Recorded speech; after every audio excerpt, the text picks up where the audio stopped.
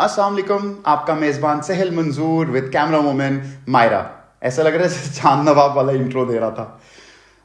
जितनी खुशी मुझे इस बात पे हुई है उतना ही दुख मुझे आज हुआ है, क्योंकि आज मैंने मूवी देखी है बड़े मियाँ छोटे मियाँ, एंड डिसअपॉइंटमेंट हद की ज़्यादा है। जैसे मेरा मेरा ख्याल है वो बैकग्राउंड म्यूजिक चलना चाहिए, डिसअपॉइंटमेंट डिसअपॉइंटमेंट डिसअपॉइंटमेंट, जैसे टीवी ड्रामों में चलता है। Honestly as an Akshay Kumar fan, मैं उनका डाई हार्ट फैन हूँ, और उनको मैं from action movies to his comedy movies, मुझे कॉमेडी मूवीज उनकी ज़्यादा पसंद है, उनकी action as opposed to his action movies. मगर ये टेरेबल राइड थी, टेरेबल राइड थी। अगर आप ऑनसॉम्बल कास्ट देखें और आप देखें टीम क्या है, तो इस पे ज़रा गौर करने की बात है। आज मैंने थोड़े से नोट्स बनाए because I wanted to cover everything today. Ali Abbas Zafar की डायरेक्टोरियल है, और ये भाई साहब कौन है मैं आपको थोड़ा सा बता देता हूँ। इन्होंने मूवी बनाई है मेरे ब्रदर की दुल्हन, अली जफर साहब भी थे, वो तब अच्छे टाइम थे जब पाकिस्तानी भी आप लोगों के पास आकर काम किया करते थे। गुंडे, जिसमें रणवीर सिंह थे, कमाल एक्टिंग थी, कमाल बॉडी थी यार उसके अंदर, गोल्स है Ranveer Singh. Sultan one of my favourite movie, Salman Khan fan हूँ, बहुत कमाल मूवी थी। टाइगर जिंदा है, was a good movie, it was a good movie, अच्छा एक्शन था। Bharat not that good. और अब हम आ जाते हैं बड़े मियाँ छोटे मियाँ में, जो टोटल डिजास्टर है। अगर आप देखो इनकी पूरी filmography, he is a good director, he is not someone कि वो आए हैं उन्होंने एवरेज मूवीज की हैं, ब्लॉकबस्टर्स मूवी दी है उन्होंने। बात कर लेते हैं अक्षय कुमार की, जो कि obviously we all know he is a superstar. Tiger Shroff who is doing not good work as of now, पर वॉर टाइगर ने ही दी थी। Tiger is a good action hero, अच्छा एक्शन हीरो है।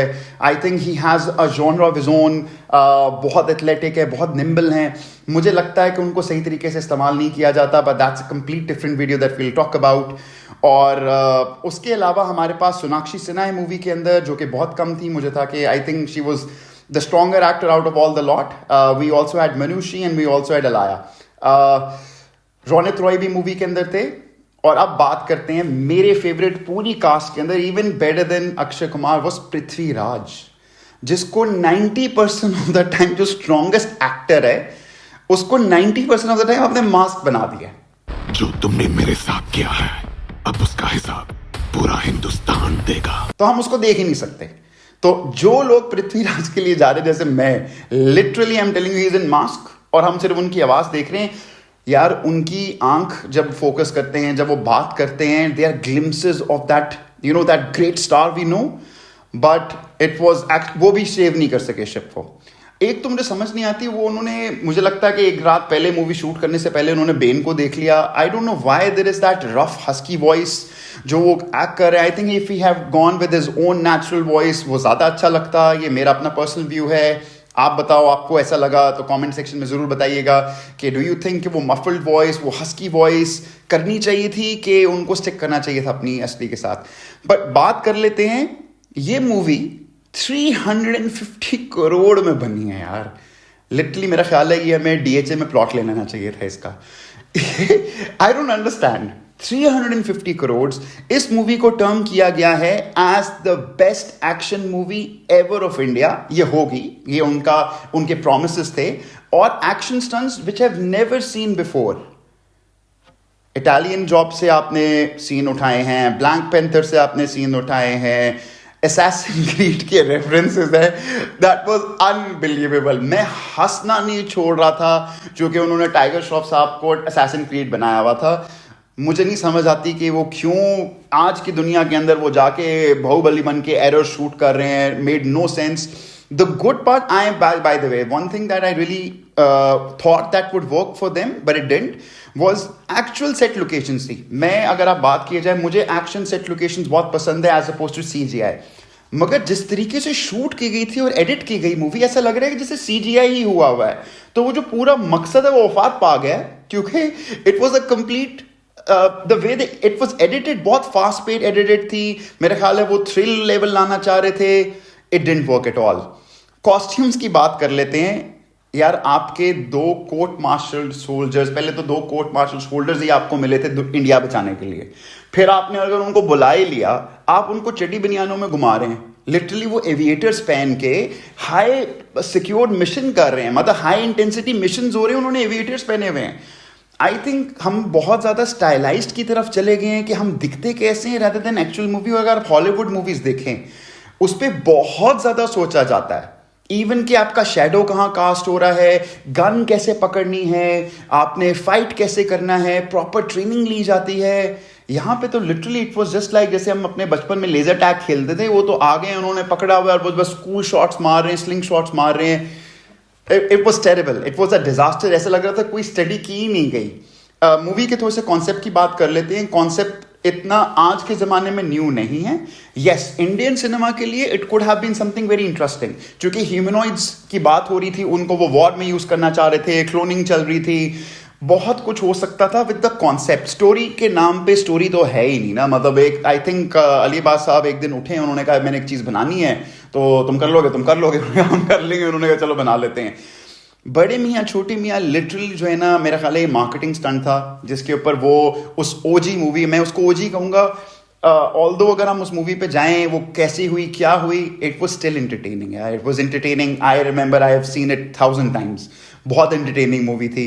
मुझे लगता है अगर उन्हीं को कास्ट करके उनका सीक्वल बनाया जाता वो ज़्यादा बेहतर चीज़ होती, rather than having these guys doing this.